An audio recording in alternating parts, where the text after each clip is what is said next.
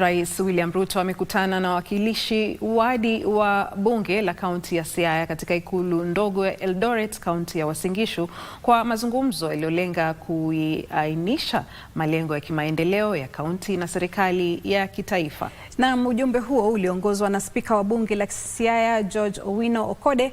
Mkutano huo ulilenga kuainisha miradi ya maendeleo na malengo ya kaunti na kufanya uwekezaji wa kimkakati kuwezesha ukuaji wa kiuchumi wa kaunti hiyo kimaendeleo na kijamii. Wakati wa mazungumzo hayo, rais na wawakilishi wadi hao walikubaliana kuhusu haja ya kuongeza kasi ya miradi inayoendelea na kuharakisha miradi iliyopangwa ili kuhakikisha utekelezaji kwa wakati. Mkazo ulitolewa katika uafikiaji wa maendeleo muhimu yanayolenga kuimarisha hali ya maisha ya wakazi wa Siaya. Rais Ruto alikariri kujitolea kwa serikali ya kitaifa kufanya kazi na uongozi wa kaunti ili kuhakikisha mipango ya maendeleo inaratibiwa vyema na inakidhi mahitaji ya watu.